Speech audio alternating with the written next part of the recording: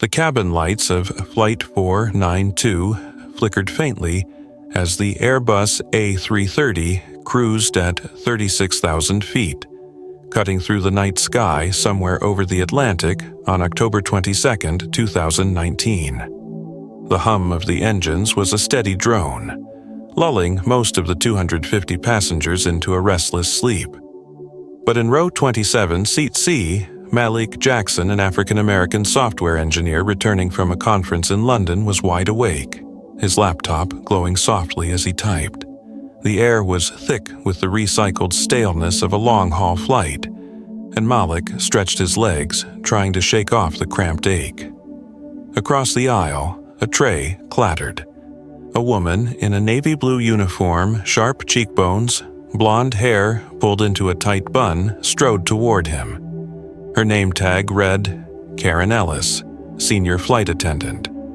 She'd been prowling the aisles all night, her lips pursed in a perpetual scowl. Malik had noticed her earlier, the way her eyes lingered on him a little too long when he'd boarded, her greeting a curt nod instead of the warm smiles she'd offered others.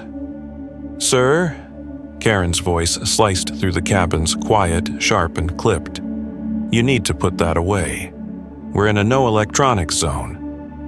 Her tone carried an edge, like she'd been waiting for this moment. Malik glanced up, eyebrows raised. The fasten seatbelt sign was off, and half the plane was lit with screens, movies, games, emails. "I'm sorry, what? There's no announcement about electronics."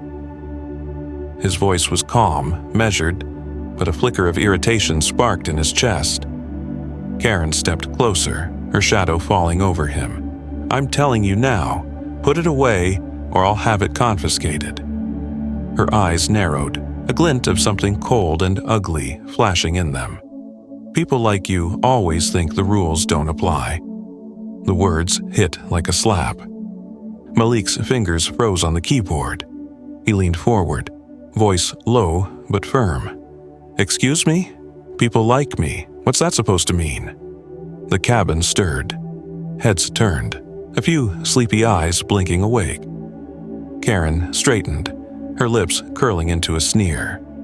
"You know exactly what I mean. Don't play dumb. I've seen your type loud, entitled, thinking you own the place." Her voice rose, venom dripping from every syllable. Malik's jaw tightened. The air grew heavy, electric. "My type? You mean a black man working on a laptop?" "Say it, Karen, say what you really mean." His words were a challenge, steady but laced with fury, daring her to cross the line further. She didn't back down. "Oh, I'll say it. You don't belong up here in business class. Probably used someone else's miles to sneak in. I've been doing this job for 15 years. I know who fits and who doesn't." Her face flushed red, her voice trembling with a mix of rage and righteousness. The tension snapped like a taut wire. A woman in row 26 gasped, clutching her armrest. A man across the aisle muttered, "Jesus, lady," under his breath.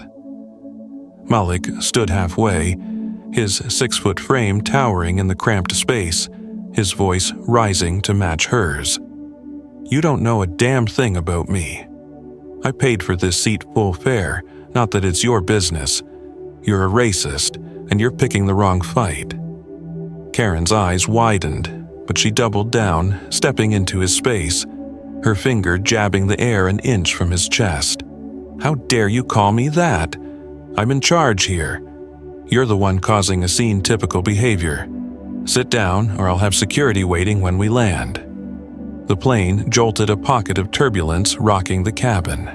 Cups rattled, a child whimpered, and the moment teetered on chaos. Malik didn't flinch, his stare locked on hers. "Go ahead, call them.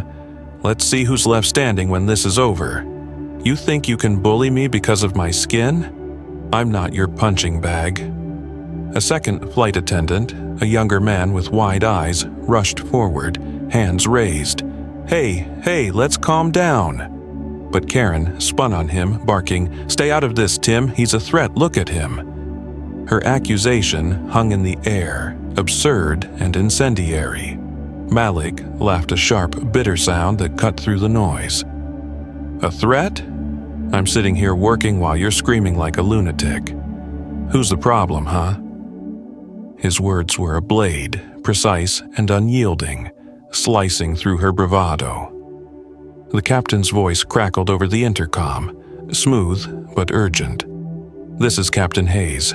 We've hit some turbulence. Please return to your seats and fasten your belts. It was a lifeline, a chance to de-escalate, but Karen ignored it, her face a mask of fury. You're done, she hissed.